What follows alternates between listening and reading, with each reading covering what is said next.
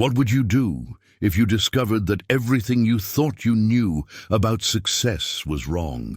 When billionaire tech mogul Edward Richardson caught his housekeeper doing something extraordinary with his 8-year-old son, it shattered everything he believed about power, connection, and what truly matters in life. This is the story of how a simple moment in a marble-floored hallway changed the course of 2 lives forever.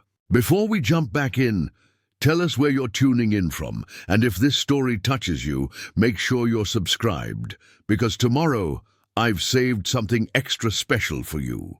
The 42nd floor of the Millennium Tower offered Edward Richardson a view that most people could only dream of. From his corner office, he could see the entirety of downtown Chicago stretching toward Lake Michigan, a concrete and steel testament to human ambition that mirrored his own rise to the top. At 38, Edward had built Richardson Technologies from a small software startup into a global empire worth over $3 billion, specializing in artificial intelligence solutions that had revolutionized everything from healthcare to transportation. His days began at 4:30 a.m. with a protein shake, 40 minutes on the Peloton, and a cold shower that jolted his system into peak performance mode. By 6 a.m., he was reviewing market reports from Asia while his personal chef prepared his breakfast. Always the same: steel-cut oats with precisely measured blueberries and a cup of black coffee that cost more per pound than most people spent on groceries in a week. Edward's penthouse apartment in Lincoln Park was a masterpiece of modern architecture, featured twice in Architectural Digest.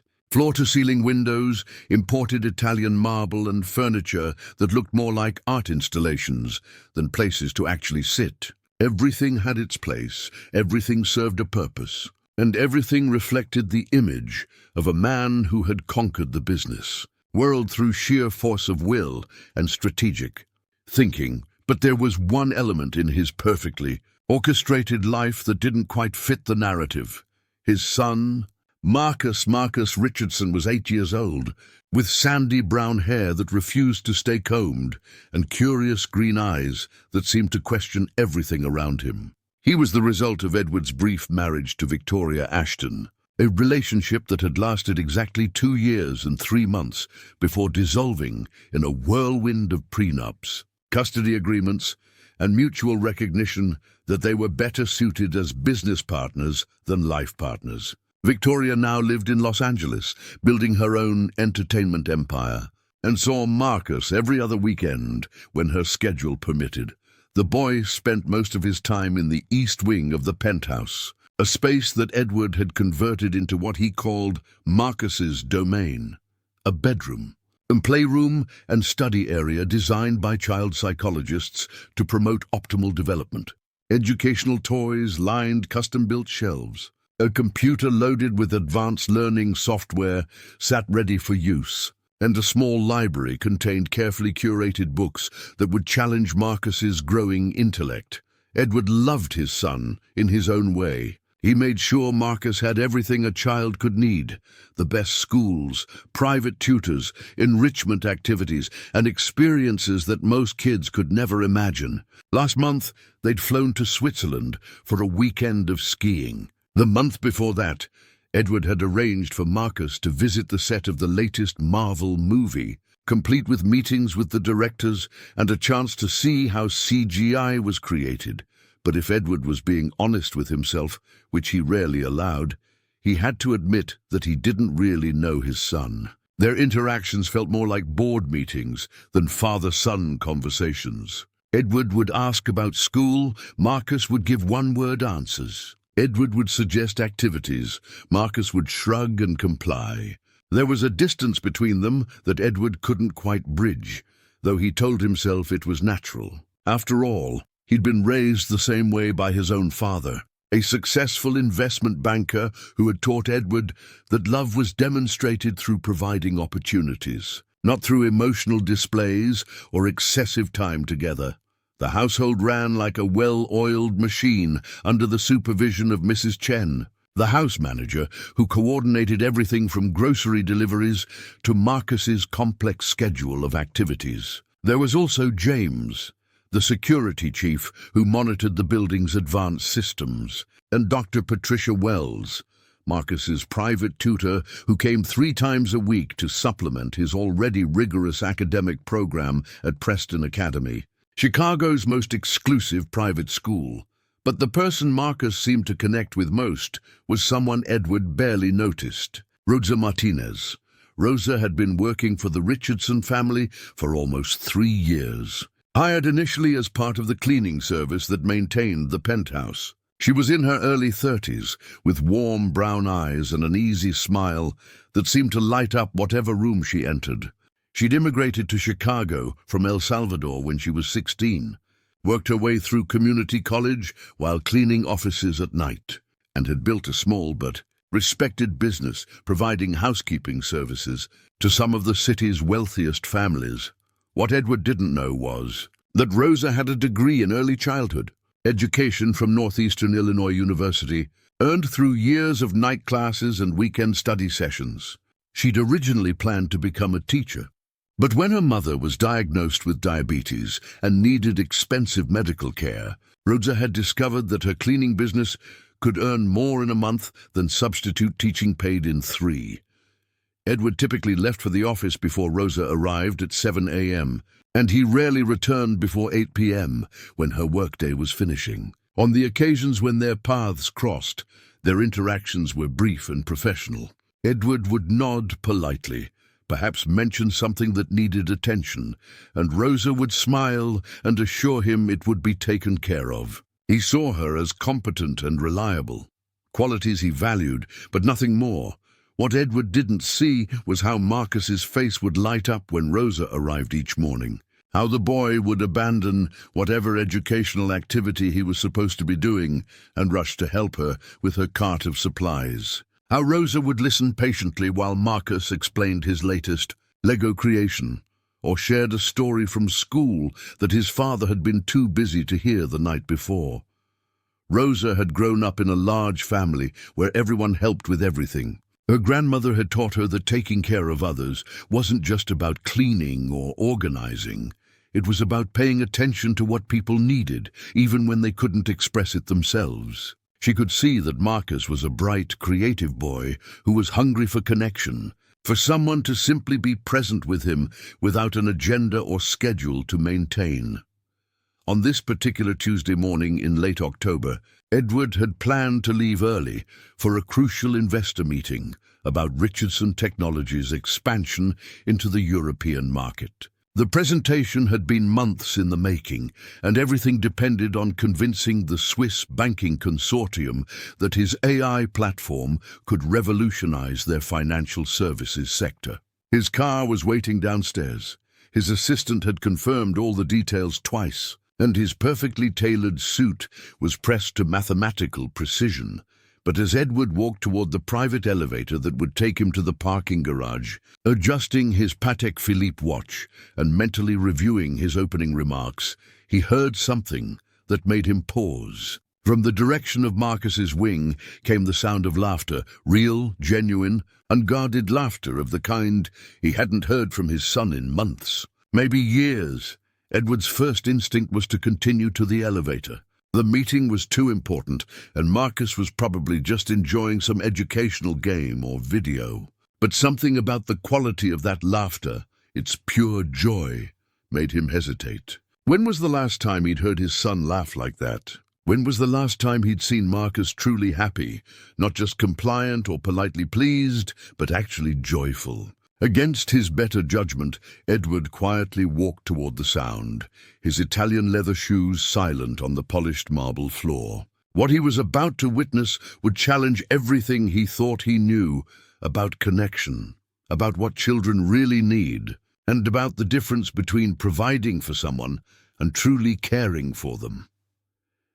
The hallway leading to Marcus's room was lined with photographs, professional shots of Edward, receiving various business awards, pictures from magazine covers, images from charity galas where he'd written substantial checks to organizations he'd never actually visited. But as he approached his son's doorway, Edward realized he couldn't remember the last time he'd taken a photograph with Marcus that wasn't for some official purpose. The laughter grew louder, accompanied now by Marcus's voice saying something Edward couldn't quite make out. But the tone was different, animated, engaged, excited in a way that made Edward's chest tighten with an emotion he couldn't immediately identify. Was it pride, regret, something else entirely? Standing just outside the doorway, Edward prepared to discover what had captured his son's attention so completely, unaware that the next few moments would begin to unravel everything he thought he understood about success, family, and what it really means to be wealthy. Preparing and narrating this story took us a lot of time, so if you are enjoying it, subscribe to our channel. It means a lot to us. Now back to the story. What Edward saw when he peered around the corner of Marcus's doorway defied every assumption he'd made about his carefully managed household. There, sitting cross-legged on the Persian rug that had cost more than most people's cars, was Rosa Martinez. But she wasn't cleaning or organizing or performing any of the tasks Edward paid her to do. Instead, she was holding one of Marcus's sneakers, patiently demonstrating something while Marcus watched with the kind of focused attention Edward had never seen his son give to any of his expensive educational programs. "See, Marcus, you make the bunny ears like this," Rosa was saying, her voice gentle and encouraging. "And then the bunny runs around the tree and jumps into the hole. That's how we remember it." Marcus was attempting to copy her movements, his small fingers working clumsily with the laces of his other shoe. "Like this, Rosa. Is the bunny running fast enough?" "Perfect. You're getting it. Don't worry if it's not perfect the first time. Even bunnies have to practice jumping." Edward felt something cold settle in his stomach. His 8-year-old son didn't know how to tie his shoes. How was that possible? Marcus attended Preston Academy, where children his age were already reading at a high school level and solving complex mathematical equations. He had private tutors, educational apps, and every advantage money could provide. But he couldn't perform a basic task that most children mastered by age 5 or 6.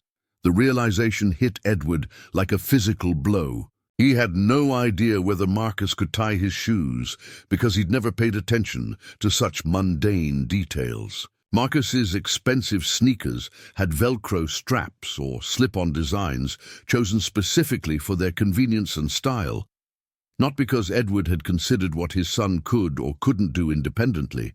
Even Marcus's dress shoes for formal occasions had buckles rather than laces.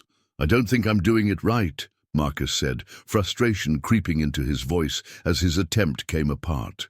"Maybe I'm too stupid to learn this," Edward's breath caught. Where had his son learned to talk about himself that way? The word stupid had never been used in their household, at least not that Edward was aware of. But listening to the defeated tone in Marcus's voice, Edward realized that his son had somehow internalized the message that he wasn't capable, that he was lacking in some fundamental way. Rosa immediately set down her own shoe and moved closer to Marcus, her expression serious but kind. "Marcus Richardson, you listen to me. You are not stupid. You are one of the smartest, most creative boys I've ever met. Do you know how many 8-year-olds can explain to me how robots learn to think, the way you did last week? Or who can build a castle out of Legos that's so detailed it looks like something from a movie?" Marcus looked up at her with eyes that seemed far too old for his face. "But I can't do easy things. I can't tie my shoes. I can't ride a bike without training wheels. I can't even make a sandwich by myself. Tommy at school says his little sister can do all those things, and she's only 6. The words hit Edward like a series of physical punches. Marcus couldn't ride a bike. When had that come up? Edward owned 3 bicycles, expensive carbon fiber models that he used for weekend rides along the lakefront when his schedule permitted.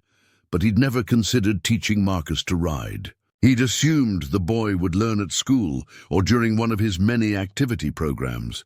And sandwiches? Edward realized that Marcus's meals were either prepared by the chef, delivered by restaurants, or provided by the school cafeteria. When would Marcus have had the opportunity to make his own food? When would anyone have thought to teach him? Rosa reached out and gently tilted Marcus's chin up so he was looking at her. Marcus, those aren't easy things for everyone. Some people learn them early, some people learn them later. That doesn't make anyone smart or stupid. It just makes them different. And you know what? I think you're ready to learn these things now. Would you like me to teach you? Really, you would do that? Of course. But it has to be our secret project, okay? We'll work on it together, a little bit each day. Pretty soon, you'll be tying shoes so fast your dad won't believe it. Edward pressed himself against the wall, his heart racing in a way that had nothing to do with his morning workout routine. He felt like an intruder in his own home, eavesdropping on a conversation that revealed how little he truly knew about his son's daily experience. But he couldn't bring himself to walk away. Marcus had picked up the shoelace again, this time with renewed determination. Can you tell me the bunny story again? I want to make sure I remember it right. Absolutely. So first, we cross the laces to make an X. That's the bunny's starting line. Then we pull one lace under and through. That's the bunny going under the fence to get to the meadow where the tree grows.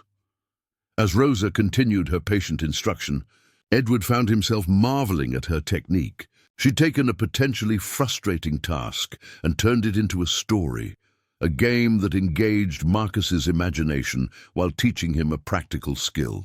It was brilliant, and it was something that had never occurred to Edward, despite his advanced degrees and supposed expertise in problem-solving. But more than her teaching method, Edward was struck by Rosa's presence with Marcus. She wasn't checking her phone or watching the clock or thinking about the dozen other tasks she needed to complete.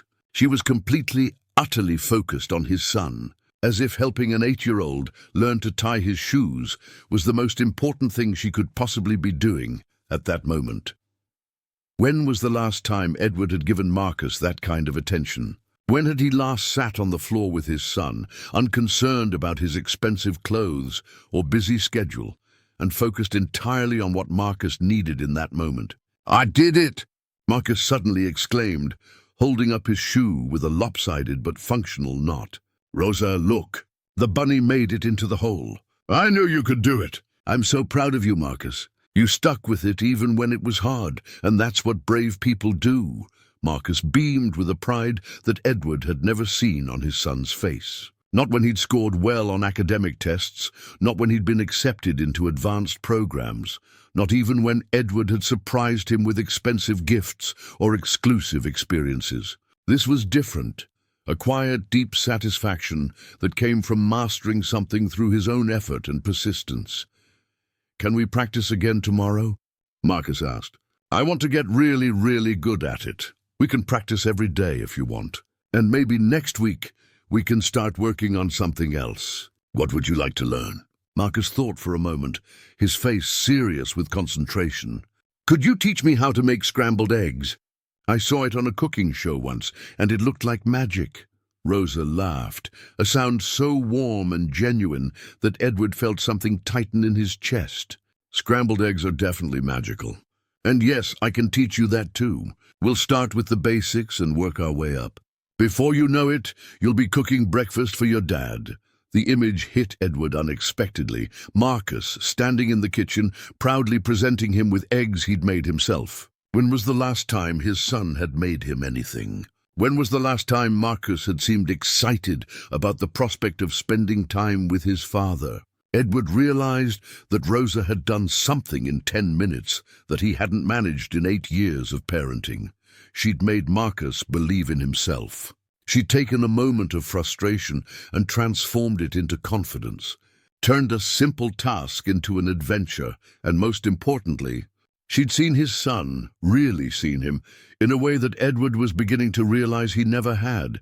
The Swiss banking consortium, the European expansion, the crucial investor meeting that had seemed so important 20 minutes ago, all of it felt suddenly distant and insignificant compared to what he was witnessing. His son was learning to tie his shoes from the housekeeper because Edward had been too busy building an empire to notice that Marcus couldn't perform basic tasks that would help him navigate the world independently, but it was more than just the practical skills.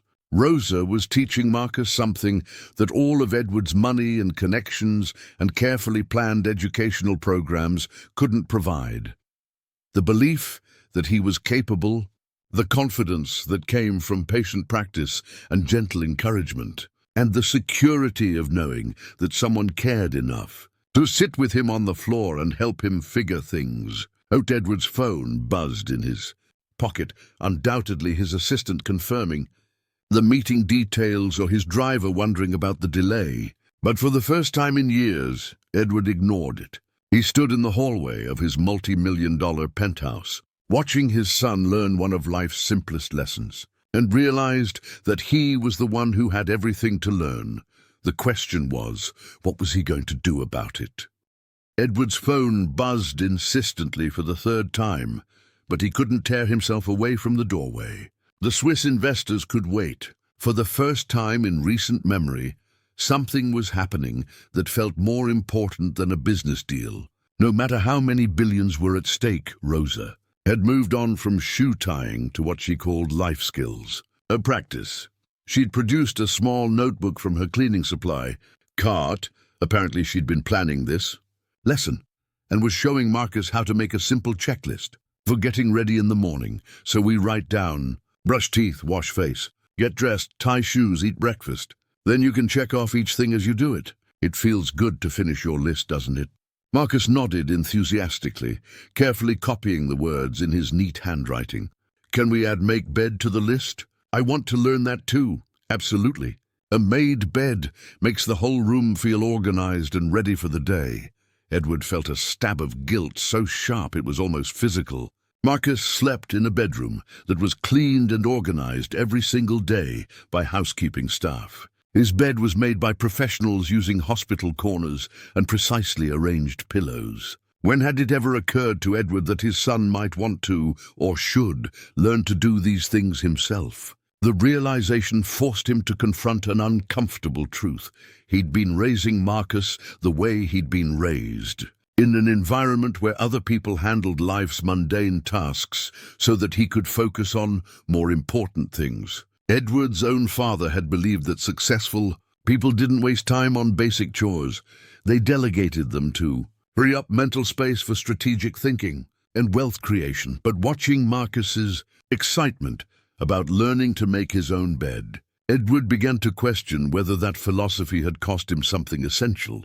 Had his father's approach created success at the expense of self-reliance? Had Edward's own childhood, insulated from basic responsibilities, left him somehow unprepared for the parts of life that couldn't be delegated or purchased? Rosa, Marcus said, his voice dropping to a conspiratorial whisper, do you think I could learn to cook something for my dad? Like as a surprise? Rosa's face lit up with understanding. What kind of surprise were you thinking? Well, he likes coffee, and he always eats those oat things for breakfast. Maybe I could learn to make that. But I don't want him to think I'm being silly or getting in the way. The innocence in Marcus's voice broke something inside Edward's chest. His 8-year-old son was worried about being in the way for wanting to do something thoughtful. What kind of environment had Edward created where Marcus felt like his gestures of affection might be unwelcome? Marcus, Rosa said gently, any dad would be thrilled to have his son make him breakfast.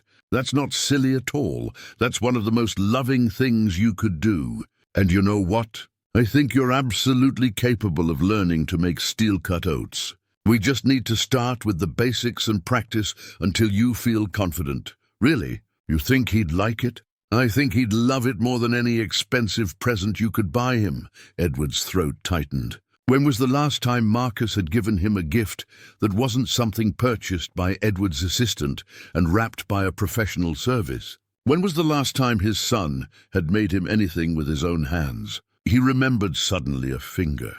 Painting Marcus had created in preschool, a chaotic swirl of blue and green that Marcus had proudly announced was Daddy. At work in his tall building, Edward had smiled and said it was wonderful, but he couldn't remember what had happened to it. Had it ended up in some drawer, eventually discarded during one of the apartment's regular reorganizations? The thought made him feel slightly sick. Okay, Marcus was saying, but what if I mess it up? What if I burn something or make a huge mess? He gets upset when things aren't organized the way they're supposed to be. Rosa sat back on her heels, studying Marcus with the kind of careful attention Edward was beginning to realize he should have been paying all along. Marcus, can I ask you something? When was the last time you saw your dad mess something up? Marcus thought for a long moment. I don't think I ever have. He's really good at everything. Well, that's because you mostly see him doing things he's already learned how to do really well. But I promise you, your dad had to learn how to do all those things once. He probably made mistakes and had to practice, just like you're doing now with your shoelaces. Edward almost smiled, despite the emotional turmoil churning inside him. If only Marcus knew about some of Edward's spectacular early failures. The first 3 startups that had crashed and burned, the presentations that had gone disastrously wrong, the social situations where he'd said exactly the wrong thing at the wrong time. But Rosa was right. Edward's life was now structured so that Marcus only saw the polished results, never the messy process of learning and failing and trying again. The thing is, Rosa continued, everyone needs to learn basic skills, even really successful people. And the best way to learn is by doing, even if it means making some mistakes along the way. Your dad would understand that, would he? Edward wondered. Would the Edward who existed in Marcus's daily life, rushed, schedule-focused, impatient with delays or inefficiencies, really be understanding if Marcus burned the oatmeal or spilled coffee grounds all over the pristine kitchen counters? The honest answer made him uncomfortable. Probably not. Edward had become so accustomed to perfection in his controlled environment that he'd forgotten how to be patient with the learning process, especially when it involved mess and chaos and the kind of trial and error that real skill building required. Can we practice this weekend? Marcus asked. Maybe early before he leaves for work. I think that's a perfect plan. We'll practice a few times this week so you feel confident, and then on Saturday morning, we'll make the most delicious breakfast your dad has ever had. Marcus's face practically glowed with excitement and determination. Edward realized he was seeing an expression he'd never witnessed before. His son excited about doing something for him, eager to work hard at something, not because it was required or expected, but because he wanted to make his father happy. When was the last time Edward had felt that kind of anticipation about spending time with Marcus? When was the last time he'd looked forward to an interaction with his son, rather than viewing their time together as an obligation to be managed efficiently? The uncomfortable truth was that Edward had optimized his relationship with Marcus the same way he optimized everything else in his life. He'd identified the key performance indicators, good grades, prestigious school acceptance, measurable achievements, and had focused on those metrics while somehow missing the actual relationship itself. But watching Rosa with Marcus, Edward began to understand what he'd been missing. She wasn't teaching Marcus skills to check items off a developmental milestone list. She was responding to his interests, his curiosity, his desire to feel capable and useful. She was treating him like a whole person with his own motivations and dreams, not like a project to be managed toward predetermined outcomes. You know what, Marcus? Rosa said, beginning to pack up her supplies. I think you're going to surprise yourself with how much you can learn and do. Sometimes we just need someone to believe in us and give us a chance to try. Do you really believe in me, Rosa? I absolutely do. You're brave, you're smart, and you don't give up when things get hard. Those are the most important ingredients for learning anything. Edward felt tears prick the corners of his eyes, an embarrassing response that he hadn't experienced in years. His son was hungry for exactly what Rosa was providing: genuine belief, patient instruction, and the simple gift of someone's complete attention. The question that kept echoing in Edward's mind was whether he could learn to provide those things himself, or whether he'd structured his life in a way that made real connection with his son impossible. His phone buzzed again. This time Edward finally pulled it out and glanced at the screen. 7 missed calls from his assistant, 3 from his driver. and a text message informing him that the Swiss investors were asking about his delay. For a moment, Edward felt the familiar pull of responsibility, the ingrained response to prioritize business obligations above all else. But as he looked through the doorway, at Marcus carefully practicing his shoe-tying technique while Rosa offered gentle encouragement, Edward made a decision that surprised him. He turned off his phone. The Swiss deal would have to wait. For the first time in his adult life, Edward Richardson had found something more important than money. Edward made his presence known by clearing his throat softly. Both Rosa and Marcus looked up startled. Marcus's face immediately shifted from joy to apprehension, a response that cut Edward deeper than he'd expected. "Dad!" Marcus scrambled to his feet, unconsciously moving slightly behind Rosa. Rosa was helping me with my shoes. I'm sorry if we were being too loud." The automatic apology in his son's voice made Edward's chest tighten. "You weren't being too loud, Marcus. Actually, I heard you laughing, and I wanted to see what was making you so happy." Rosa stood as well, her professional composure sliding back into place. "Mr. Richardson, I'm sorry. I know this isn't part of my usual duties. I can focus on the cleaning tasks if you prefer." "Please," Edward interrupted, raising his hand. "Don't apologize. What I saw was—" He paused, searching for words that wouldn't sound patronizing or calculated. "What I saw was teaching. Real teaching. And Marcus, I'm proud of you for learning something new." Marcus's eyes widened with surprise. "You are?" "I am. And I have a confession to make." Edward moved into the room, carefully sitting down on the edge of Marcus's bed so he was closer to their eye level. "I realized I don't actually know if you can tie your shoes. I've never paid attention to that, and I should have." The admission felt foreign in Edward's mouth. He'd built a career on projecting confidence and competence, on never revealing gaps in his knowledge. But sitting in his son's room, watching Marcus process this unexpected honesty, Edward realized that vulnerability might be exactly what their relationship had been missing. "A lot of kids can't tie shoes," Marcus said quietly. "But Rosa says it just means I haven't learned yet. Not that I can't learn. Rosa is absolutely right. And I was thinking, would you like to teach me the bunny story she showed you? I'd like to learn it too." The transformation in Marcus's expression was immediate and profound. His eyes lit up with an excitement Edward had never seen directed at him before. "Really? You want me to teach you something? I would love that." What followed was perhaps the most genuine interaction Edward had ever had with his son. Marcus, with Rosa's encouraging nods, carefully walked his father through the shoe-tying technique, his small hands guiding Edward's much larger ones through the motions. When Edward deliberately fumbled the bunny ears, Marcus giggled and patiently corrected him, just as Rosa had done. "See, Dad? The bunny has to run around the tree before jumping in the hole, or it doesn't work right." "Ah, I see my mistake. The bunny was taking a shortcut." "Exactly. Bunnies can't take shortcuts with important things." The simple wisdom in Marcus's words hit Edward unexpectedly. How many shortcuts had he taken in their relationship?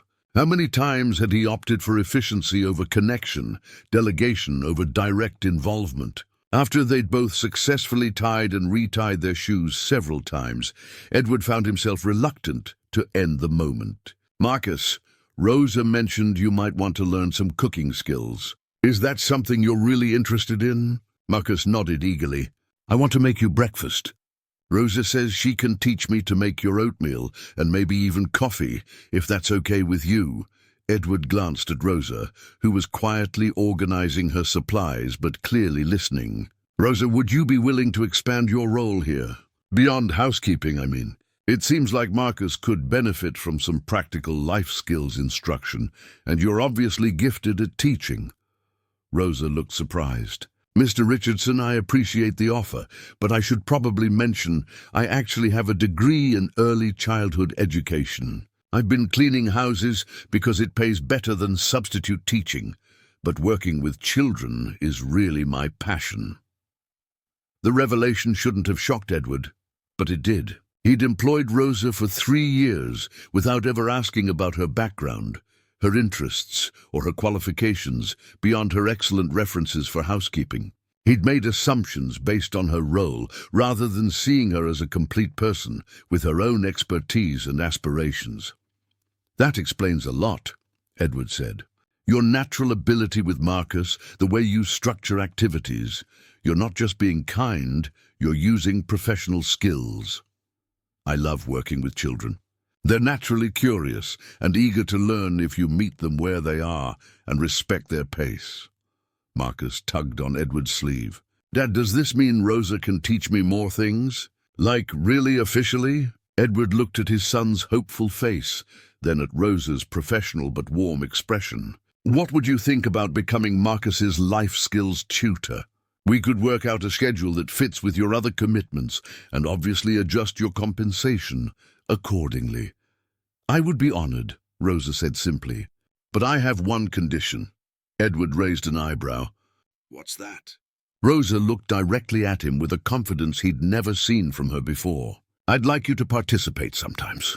Not as an observer or supervisor, but as a student. Children learn best when they see adults modeling curiosity and a willingness to try new things." The request caught Edward off guard. "You want me to take lessons?" "I want Marcus to see his father learning alongside him. Some of the skills we'll work on, like cooking, basic household management, even some social skills. These are things many successful adults never had the chance to develop because they had other people handling those areas of their lives." Edward felt exposed in a way that was both uncomfortable and strangely refreshing. Rosa had identified something he'd never articulated. Despite all his professional success, there were basic life competencies he'd never developed because he'd always had assistants, housekeepers, chefs, and service providers managing the practical aspects of daily living. "What kinds of things are we talking about?" he asked. Rosa smiled. "Well, Marcus wants to learn to cook breakfast. When was the last time you actually prepared a meal yourself?" Edward thought back, genuinely trying to remember. "College, maybe? I had a hot plate in my dorm room." "Perfect. So you and Marcus could learn together." He gets to see that even successful adults are always learning new skills, and you get to spend quality time with your son while developing practical abilities. Marcus was practically bouncing with excitement. "Dad, we could be cooking partners. We could make breakfast together every Saturday." The image that formed in Edward's mind, him and Marcus working side by side in the kitchen, making mistakes and laughing about them, creating something together with their own hands, felt both foreign and deeply appealing. "What other skills did you have in mind?" Edward asked Rosa. "Basic household management, not just organizing, but understanding how a home actually functions. Simple financial literacy appropriate for Marcus's age, like understanding the difference between needs and wants. Social skills like conversation, active listening, conflict resolution. And outdoor skills. Marcus mentioned he can't ride a bike yet.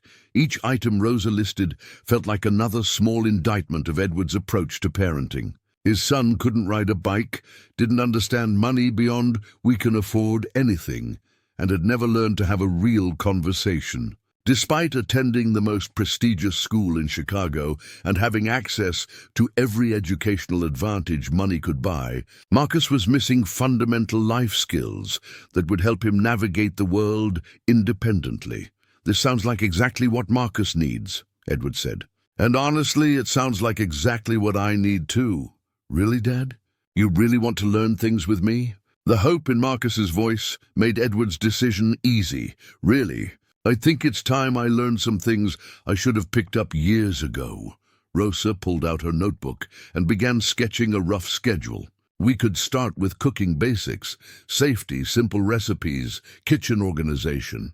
Then move into household skills, outdoor activities, and social development. The key is keeping it fun and age-appropriate while building genuine competence." As Edward watched Rosa outline a comprehensive program for developing both his and Marcus's practical life skills, he realized this was unlike any educational plan he'd ever encountered. It wasn't about optimization or competitive advantage or measurable outcomes. It was about building confidence, fostering independence, and creating opportunities for genuine connection. For the first time in years, Edward was excited about learning something that had nothing to do with increasing his net worth or expanding his business empire. He was excited about the prospect of being bad at something, of making mistakes alongside his son, of discovering together what it felt like to create rather than simply acquire. "When do we start?" he asked. Marcus and Rosa exchanged grins. "How about tomorrow morning?" Rosa suggested. "Saturday breakfast, made by the Richardson men." Edward smiled, feeling lighter than he had in months. "It's a deal." 3 weeks into their new arrangement, Edward's carefully constructed world began to unravel in ways he hadn't anticipated. The Swiss deal had fallen through spectacularly, not because of his delayed meeting, but because a competitor had undercut Richardson Technologies with a more innovative approach, while Edward was distracted by what his board members called domestic concerns. The emergency board meeting was brutal. Seated around the mahogany conference table on the 42nd floor, Edward faced 12 of the most powerful business leaders in Chicago, all demanding explanations for why their CEO had seemingly lost focus at such a critical moment. "Edward," said Margaret Chen, the lead investor and no relation to his house manager, "we're concerned about your recent shift in priorities. Missing the Swiss meeting was one thing, but declining the Tokyo conference and turning down 3 major networking events. This isn't like you."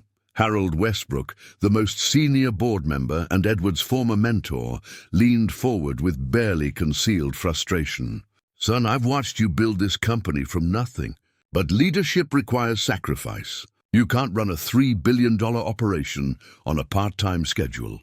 Edward felt the familiar pressure building in his chest, the weight of expectations, responsibilities, and the identity he'd spent decades constructing. "The company's performance metrics are still strong. We've maintained growth targets across all divisions."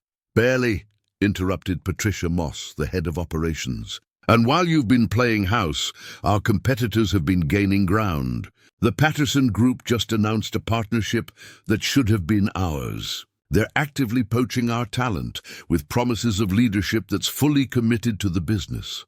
The accusations stung because they contained fragments of truth. Edward had been leaving work earlier, declining weekend obligations, and turning down opportunities that would have kept him away from Marcus's Saturday morning cooking lessons. Their breakfast experiments had become the highlight of Edward's week, 2 hours of flour-covered chaos where Marcus would narrate every step of the process, and Edward would discover how satisfying it was to create something with his own hands.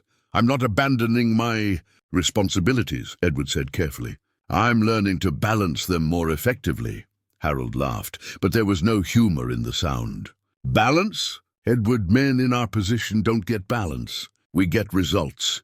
Your father understood that. He built his empire by focusing on what mattered most, the business that provides for everyone depending on him." The comparison to his father hit exactly where Harold intended. Edward's father had died at 58, having built a successful investment firm while maintaining virtually no relationship with his son. Edward had sworn he wouldn't repeat that pattern, but until recently, he'd been following the exact same trajectory. "Perhaps," Harold continued, "it's time to consider bringing in additional support for your personal obligations. There are excellent boarding schools, specialized programs that could provide your son with structure while freeing you to focus on what you do best." The suggestion made Edward's stomach clench. Send Marcus away? After finally beginning to understand his son, after seeing Marcus's face light up when they successfully flipped pancakes together, or when Edward had helped him tie his shoes without the bunny story. "That's not an option," Edward said firmly. The room fell silent. Edward Richardson didn't usually dismiss suggestions from his board so categorically. Margaret Chen's voice carried a warning tone. "Edward, we need to discuss succession planning. If your priorities have fundamentally shifted, the board needs to know. Richardson Technologies requires leadership that can make difficult choices, including sacrificing personal comfort for business success." The threat was clear: change course or be replaced. Edward understood corporate dynamics well enough to recognize that his board was serious. They'd supported him when he was the driven, single-minded CEO who treated the company as his primary identity. They were less enthusiastic about the version of him that prioritized Saturday morning pancakes. That evening, Edward sat in his home office, staring at financial projections that suddenly felt abstract and meaningless. Through his door, he could hear Marcus practicing piano, not because it was required for his development plan, but because Rosa had suggested it might help him express emotions he couldn't put into words. The melody was simple but heartfelt, and Edward found himself listening instead of working. Rosa appeared in his doorway carrying a cup of tea. Rough day? Edward had grown comfortable with Rosa's presence in ways that surprised him. She'd become less like an employee and more like a trusted advisor, who understood both him and Marcus better than most people in his life. "The board thinks I'm losing my edge," he admitted. "They're not entirely wrong. I missed a major deal because I chose to stay here and learn to tie shoes with my son." Rosa set the tea on his desk and sat in the chair across from him. "Do you regret that choice?" Edward considered the question seriously. 3 weeks ago, he would have said yes automatically. But thinking about Marcus's proud smile when he'd successfully made steel-cut oats without burning them, remembering the conversation they'd had about why some people needed help, while others seemed to have everything easy, Edward found his answer had changed. "No," he said quietly, "I don't regret it. But I'm starting to wonder if I can have both. Be the father Marcus needs and the CEO the company requires. What do you think Marcus needs most? Time, attention, someone who sees him as more than a project to be optimized." Edward rubbed his temples. "But the board is right about one thing. I have responsibilities to thousands of employees, shareholders, clients. I can't just abandon that." Rosa was quiet for a moment, listening to Marcus's piano practice. "Can I tell you something about Marcus that you might not know?" Edward nodded. "He keeps a journal. Nothing fancy, just a notebook where he writes about his days. This week, he wrote about the pancakes you made together. Not just once, he wrote about it 3 different times. He drew pictures of you both in the kitchen. He wrote that it was the first time he'd ever felt like he was good at something that his dad was also learning." Edward felt his throat tighten. "He said that. He also wrote that he hopes you don't stop having time for him when work gets busy again. He understands that your job is important, but he's afraid that once you remember how successful you are at business, you'll forget that he needs you too." The words hit Edward like a physical blow. His 8-year-old son was already preparing for abandonment, already expecting to be deprioritized when business demands intensified. Marcus had learned not to count on his father's sustained attention because experience had taught him that. Edward's focus was temporary and conditional. "I don't want him to feel that way," Edward said. "Then you need to figure out how to show him that he's not competing with your company for your love. Children understand priority through action, not explanation." Before Edward could respond, Marcus appeared in the doorway, still in his pajamas. "Dad, I heard voices. Are you working really late again?" The question carried no accusation, just resignation, as if Marcus had already accepted that their morning cooking sessions were probably ending soon. "No, buddy. Rosa and I were just talking." "How was piano practice?" Marcus brightened slightly. "Good. I learned the whole song Rosa taught me. Want to hear it?" Edward glanced at his computer screen, where emails were accumulating and financial reports waited for review. The old Edward would have promised to listen tomorrow, would have sent Marcus back to bed with a quick hug and a vague commitment to spend time together later. Instead, he saved his work and closed the laptop. "I'd love to hear it. Can I sit with you while you play?" Marcus's face transformed with joy. "Really? You're not too busy?" "I'm never too busy for your music."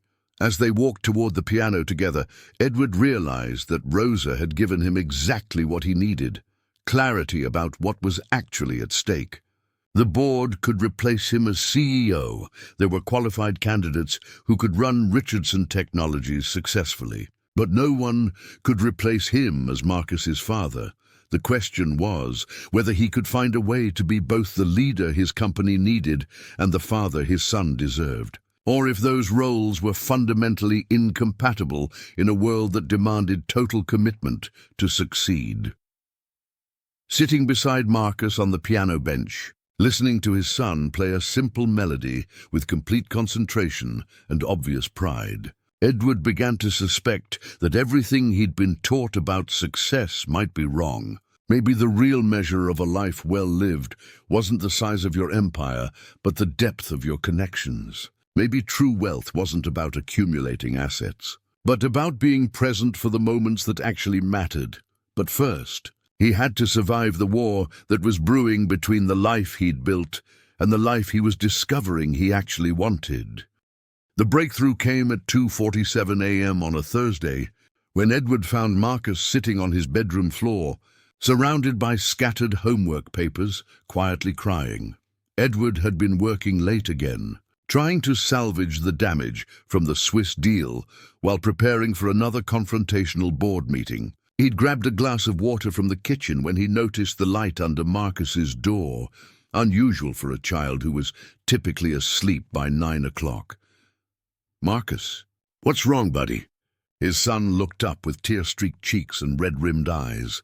"I can't do my math homework. I've been trying for hours, but I don't understand the word problems. And tomorrow, Mrs. Patterson is going to ask me to explain my answers in front of the whole class. And I won't know what to say." Edward sat down on the floor beside his son, ignoring the expensive fabric of his suit pants. The homework was spread around Marcus like evidence of defeat. Eraser marks had worn holes through several pages, and his pencil was bitten down to the metal ferrule. "Show me what you're working on." Marcus pointed to a problem that seemed straightforward to Edward. "Sarah has 24 stickers. She gives away 1:3 of them to her friends and uses 1:4 of the remaining stickers for her project. How many stickers does she have left?" "Okay, let's break this down step by step. What's the first thing Sarah does?" "She gives away stickers to her friends," Marcus said miserably. "But I don't know how to figure out what 1/3 of 24 is. We learned fractions, but when they're mixed with other numbers, my brain gets confused." Edward paused, studying his son's frustrated expression. Marcus was genuinely struggling with concepts that Edward found elementary, but more importantly, Marcus was approaching the problem with a level of anxiety that seemed disproportionate to a simple math assignment. "Marcus, can I ask you something? What happens at school when you don't understand something?" Marcus wiped his nose with his sleeve. "Mrs. Patterson gets impatient. She says the problems are designed for third graders, and that I should be able to figure them out myself. Sometimes she calls on me to answer questions I don't know, and the other kids laugh when I get it wrong." A cold anger began building in Edward's chest. "How often does this happen?" "A lot, especially in math. Tommy Chen says I'm dumb because his little sister can do fractions and she's only in first grade. And when we have to work in groups, nobody wants to be with me because they think I'll make them get a bad grade." Edward felt something fundamental shift inside him. His son wasn't just struggling with homework. He was drowning in an environment that was supposed to nurture his development. Preston Academy, with its prestigious reputation and competitive atmosphere, was systematically destroying Marcus's confidence and love of learning. "Marcus, listen to me very carefully. You are not dumb. You're a bright, creative, thoughtful boy who learns differently than some other kids. That doesn't make you less capable, it makes you unique. But I can't even do simple math problems." "You can't do them yet," Edward corrected. "But that's because nobody has taught them to you in a way that makes sense to your brain. Different people need different approaches to understand the same concepts." Edward reached for one of Marcus's notebooks and tore out a fresh page. "Let's try this problem with a story method like Rosa uses. Imagine Sarah has 24 toy cars instead of stickers." Marcus looked skeptical, but nodded. Now Sarah decides to give some cars to her three best friends. She wants to be fair, so she divides the cars into three equal groups. How many cars would be in each group? Marcus thought for a moment. 8 cars. Exactly. So when Sarah gives away 1/3 of her cars, she's giving away 8 cars to her friends. How many does she have left? 16 cars! Perfect. Now Sarah wants to use some of her remaining cars for a racetrack project. She decides to use 1/4 of the 16 cars she has left. Can you figure out how many that would be? Marcus's face lit up with understanding. 4 cars. Because 16 divided by 4 is 4. So how many cars does Sarah have left at the end? 12! Marcus practically shouted, then clapped his hand over his mouth, remembering the late hour. That's right. You just solved the problem perfectly. You understood every step once we told it as a story, with concrete objects instead of abstract numbers. For the first time in hours, Marcus smiled. It's not that hard when you explain it that way. It's not hard at all. You're smart, Marcus. You just need teachers who understand how to reach you. Edward paused, making a decision that surprised him with its clarity. How would you feel about switching schools? Marcus's eyes widened. Really? You'd let me leave Preston? If Preston isn't serving you well, then Preston isn't the right place for you. There are schools that specialize in working with kids who learn differently. Schools where teachers understand that intelligence comes in many forms. But won't people think you're giving up on me? Tommy's mom always talks about how important it is to go to the best schools. Edward gathered the homework papers and stacked them neatly. Marcus, I'm going to tell you something I wish someone had told me when I was your age. The best school isn't the one with the most prestigious name or the highest test scores. The best school is the one where you feel safe to ask questions, make mistakes, and discover what you're truly capable of. Does that mean I won't have to worry about Mrs. Patterson getting mad at me anymore? That means you'll have teachers who celebrate your curiosity instead of punishing it. Marcus leaned against his father's side with a sigh of relief that seemed to come from somewhere deep inside his small body. Dad, can I ask you something? Always. Were you scared when you were a kid? Did you ever not understand things that other people thought were easy? Edward considered lying, offering the sanitized version of his childhood that he typically shared, stories of early achievement and natural aptitude. Instead, he chose honesty. I was terrified most of the time, he admitted. I didn't understand social situations. I couldn't read people's emotions. I had no idea how to make friends or have normal conversations. School was academically easy for me, but everything else felt impossible. Really? But you're so good at talking to people now. You're in charge of a whole company. I had to learn those skills, just like you're learning math. It took years of practice and a lot of mistakes. The difference is that I had people who helped me understand that struggling with something doesn't mean you're failing. It means you're growing. Marcus was quiet for a moment, processing this information. Is that why you wanted to learn cooking and stuff with me? Because you're still learning too? Edward felt a warmth spread through his chest that had nothing to do with pride or achievement and everything to do with pure love for this thoughtful, perceptive child.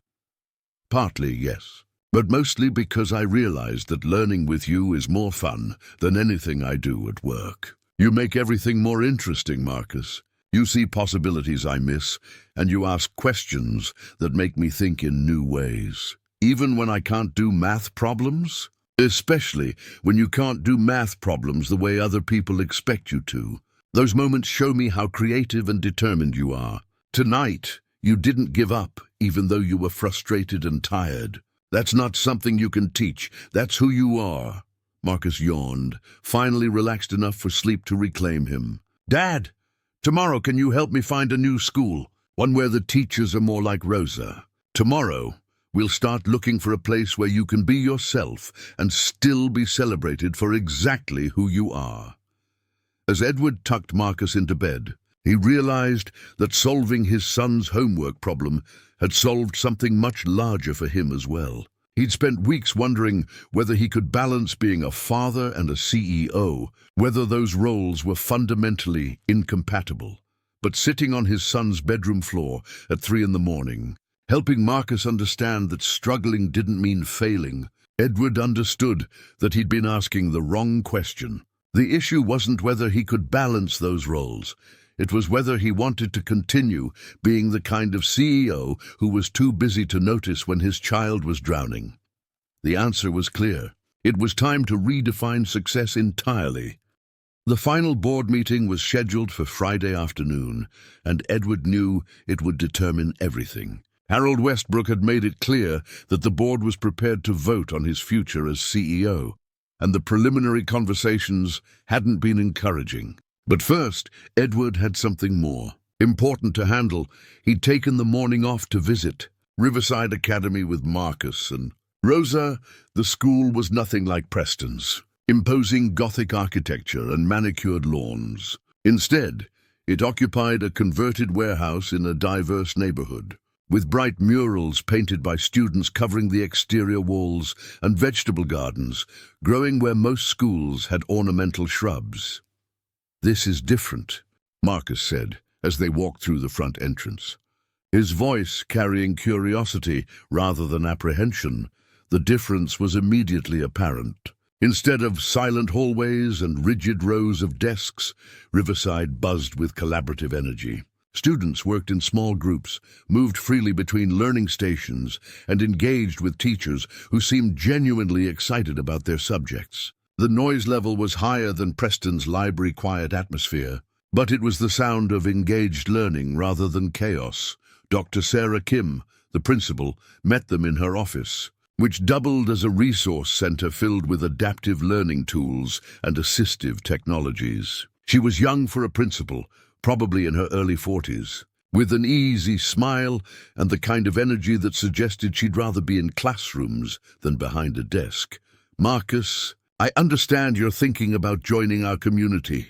What draws you to Riverside?" Edward expected the standard admissions interview. Questions about academic achievements, standardized test scores, family background. Instead, Dr. Kim focused entirely on Marcus, speaking to him as if his opinion was the most important factor in the decision. "Well," Marcus said thoughtfully, "my dad says you have teachers who understand that kids learn differently. And Rosa says that being smart doesn't just mean being good at tests." Rosa is absolutely right. Intelligence is like a garden. It grows in many different ways, and our job is to provide the right conditions for each student to flourish. "What subjects interest you most?" "I like building things, and I like stories. But I'm not very good at math the way they teach it at my old school." Dr. Kim nodded seriously. "Math can be taught in many ways. Some students learn best with numbers and equations, others need visual representations, and still others understand mathematical concepts through movement or music. Would you like to see how we approach math here?" They visited a third-grade classroom where students were solving word problems using manipulatives, acting out scenarios, and drawing pictures to represent mathematical relationships. Marcus watched with growing excitement as a teacher helped a student understand fractions by dividing actual pizza slices among stuffed animals. "This is like the way you taught me last night, Dad," Marcus whispered. Edward felt a surge of pride mixed with regret. How different would Marcus's relationship with learning be if he'd been in this environment from the beginning? "Mr. Richardson," Dr. Kim said as they observed the classroom, "Marcus mentioned that you've been working on some practical life skills together. That kind of parent involvement is exactly what we encourage here. We believe learning happens everywhere, not just in formal academic settings." "Actually," Edward said, "that's been one of the most rewarding experiences I've had as a parent. Watching Marcus gain confidence in basic skills has taught me as much as it's taught him." Dr. Kim smiled. "Many of our parents discover that. We offer family learning workshops where parents and children work on projects together. Cooking, gardening, basic financial literacy, conflict resolution. The goal is building competence and connection simultaneously." As they toured the school, Edward noticed something remarkable.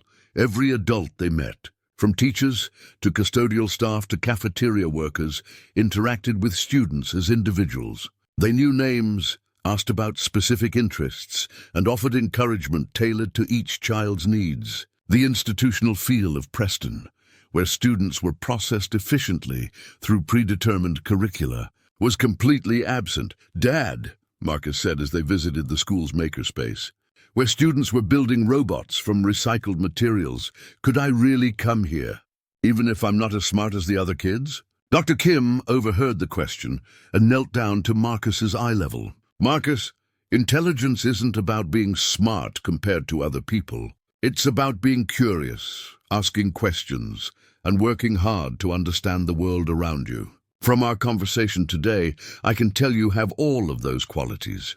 "Really?" "Really. And you know what else? Some of our most successful students are ones who struggled in traditional academic environments. They bring perspectives and problem-solving approaches that make our whole community stronger."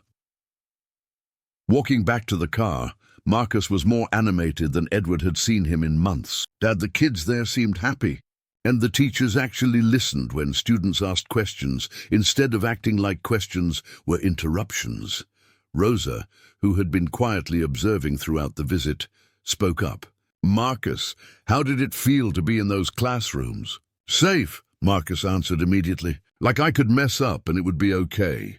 Like the teachers wanted to help me learn, instead of just testing whether I already knew things." Edward felt something settle in his chest, a certainty that had been building since the moment he'd found Marcus crying over homework. "Dr. Kim said they could have a spot for you starting Monday if we decide to make the switch. What do you think? Can I really start that soon?" "What about my old school?" "Your old school failed you, Marcus. They made you believe you weren't smart enough, when the truth is they weren't flexible enough. I should have recognized that sooner. But what if the kids at Riverside don't like me either?" Rosa reached back from the front seat and squeezed Marcus's hand. "Did you see how those kids were working together in the makerspace? They were helping each other, sharing ideas, celebrating when someone figured out a difficult problem. That's the kind of community where you'll thrive." Back at the penthouse, Edward had an hour before the board meeting that would likely end his tenure as CEO. Instead of reviewing his defense or preparing counter-arguments, he spent the time helping Marcus write a letter to his Preston Academy teacher explaining why he wouldn't be returning. "Dear Mrs. Patterson," Marcus dictated while Edward typed, "I am switching to a new school where teachers help kids who learn differently. I hope you will be nicer to the next student who has trouble with word problems. Sincerely, Marcus Richardson." The simple dignity in his 8-year-old son's words made Edward's chest tight with emotion. Marcus was already showing more grace and wisdom than most adults Edward knew. "Dad," Marcus said as Edward saved the letter, "are you nervous about your work meeting today?" Edward considered sugarcoating the truth, but his recent experiences had taught him that honesty created stronger connections than protection. "Yes, I am nervous. The people I work with think I should spend less time with you and more time on business. They might decide to replace me with someone who agrees with that approach. Would that make you sad? Losing my job would be hard in some ways. But you know what would make me sadder? Going back to the way things were before, when I was too busy to notice that you needed help with your homework or too distracted to learn how to cook with you." Marcus climbed into Edward's lap with the easy affection that had developed over their weeks of shared activities. "I like you better now, Dad. Even if you're not as rich or important, you're more fun to be around." The innocent observation hit Edward with unexpected force. His son preferred the version of him that prioritized relationship over achievement, presence over productivity. Marcus had articulated what Edward was still struggling to accept, that his worth as a person wasn't determined by his business success.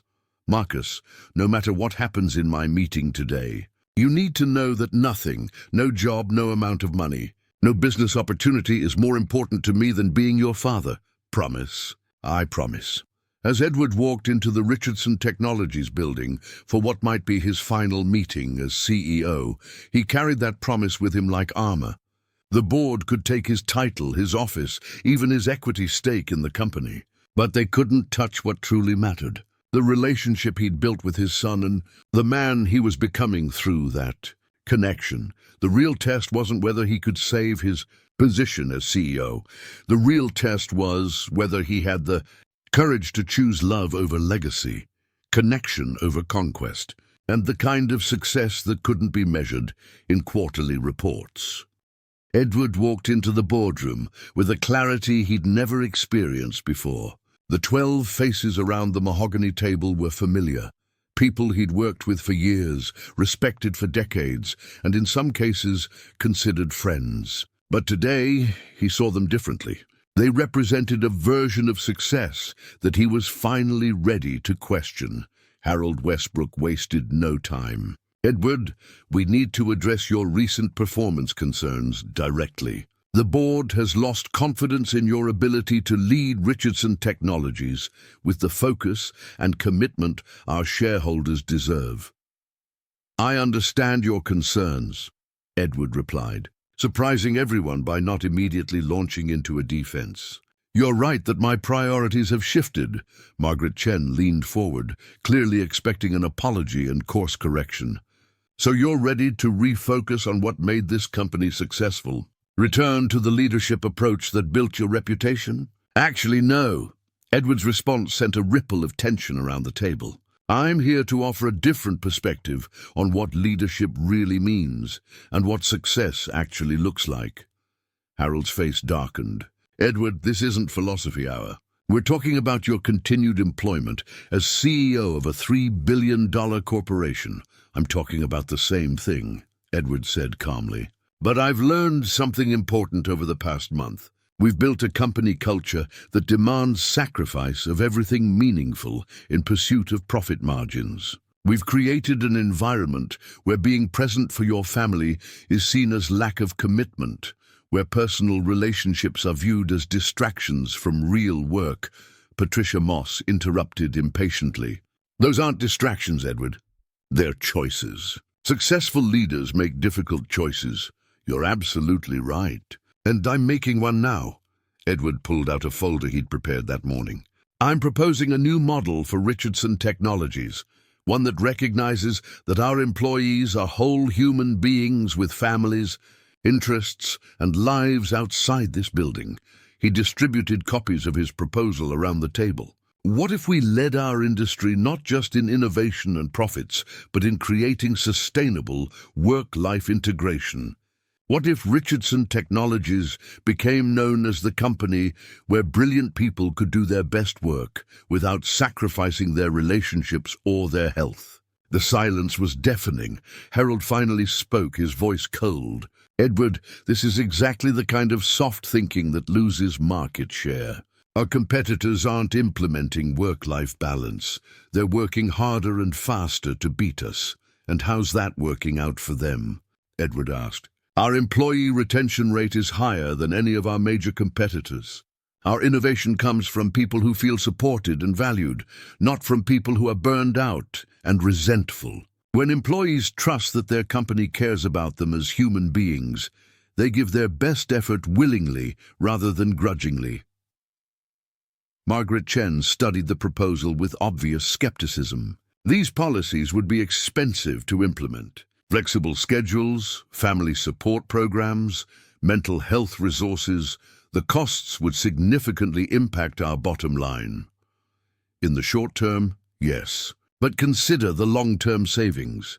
Reduced turnover, fewer sick days, higher productivity from employees who aren't constantly stressed about personal obligations they can't meet. Plus, we'd attract top talent who currently choose companies with more progressive cultures. Edward stood up, moving to the window that overlooked the city. "But honestly, the business case isn't why I'm proposing this. I'm proposing it because it's the right thing to do. Because we have the resources and influence to demonstrate that business success doesn't require personal destruction. And if the board rejects this proposal," Harold asked, Edward turned back to face them, "then you'll need to find a new CEO. Because I can't continue leading a company that operates according to principles I no longer believe in." The ultimatum hung in the air like a challenge. Edward had essentially forced the board to choose between his vision and his replacement. "You're willing to walk away from everything you've built?" Margaret asked, genuine surprise in her voice. "I'm willing to walk away from a version of success that requires me to fail as a father and as a human being. I've spent the last month learning what it means to be truly present for someone who depends on me, and I can't unknow that experience." Harold leaned back in his chair, studying Edward with the expression of a mentor who felt personally betrayed. "Your father would be ashamed of this conversation." The comment was designed to wound, and a month ago it would have worked. Instead, Edward felt a strange sense of peace. "My father died at 58 without ever really knowing me. He built a successful company and an unsuccessful relationship with his only child. If that's the legacy you think I should aspire to, then we fundamentally disagree about what success means." Patricia Moss spoke up. "Assuming the board was willing to consider this proposal, which I'm not saying we are, what makes you think you can implement these changes without losing competitive advantage?" "Because I've already started implementing them and they work." The employee satisfaction surveys from last quarter show the highest scores in company history. The departments where managers have experimented with flexible scheduling are outperforming their benchmarks. The most innovative project proposals this year have come from teams that aren't working 60-hour weeks. Edward returned to his seat, feeling more confident than he had since the conversation began. "We can lead this change, or we can be forced to follow it when our competitors start poaching our talent with promises of better work-life integration. But the shift is coming whether we embrace it or not." The board spent the next hour dissecting Edward's proposal, raising concerns about implementation, costs, and potential risks. But Edward noticed something interesting. Their questions had shifted from whether these changes were possible to how they might be implemented successfully. Finally, Harold called for a brief recess. "Edward, we need to discuss this privately. Can you give us 20 minutes? Edward waited in his office, not reviewing emails or taking calls, but looking at the photographs on his desk. There was a new one, a picture Rosa had taken of him and Marcus making pancakes together, both of them covered in flour and grinning at the camera. It sat next to the formal portrait that had been there for years, creating a stark contrast between the man he'd been and the man he was becoming. When he returned to the boardroom, Harold's expression was unreadable. "The board has reached a decision. We're willing to approve a 6-month pilot program implementing your work-life integration policies, with quarterly reviews to assess impact on productivity and profitability."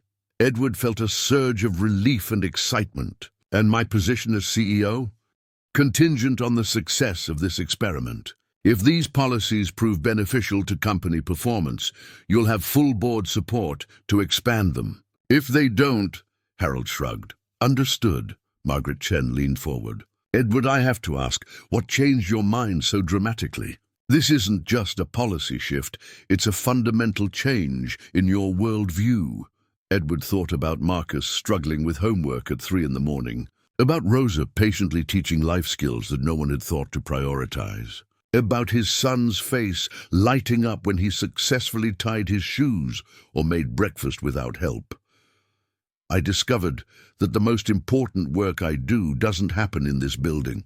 It happens when I'm sitting on a bedroom floor helping my son with math problems, or standing in a kitchen teaching him to cook. Those moments don't generate revenue, but they generate something more valuable: connection, confidence, and the kind of growth that can't be measured in quarterly reports."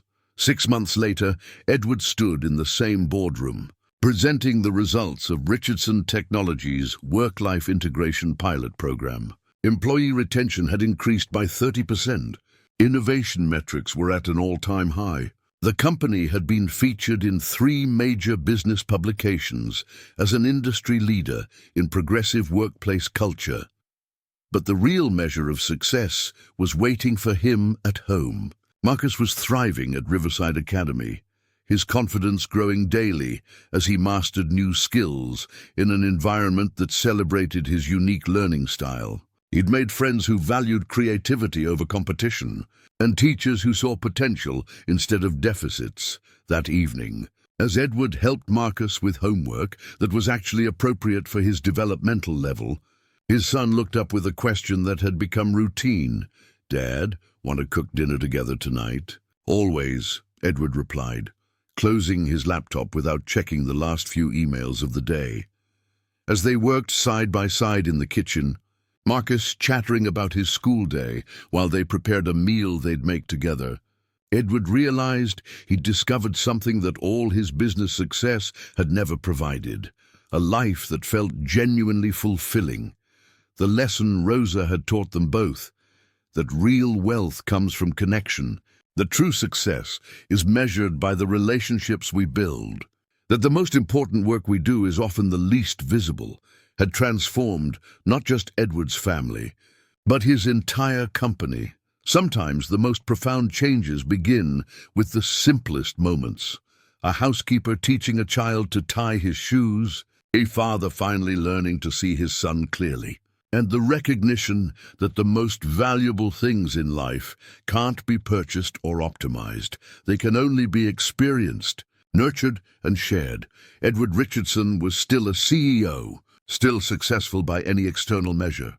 But more importantly, he was finally the father Marcus deserved and the man he'd always had the potential to become. Up next, you've got two more standout stories right on your screen. If this one hits the mark, you won't want to pass these up. Just click and check them out. And don't forget to like, subscribe, and turn on the notification bell so you don't miss any upload from us.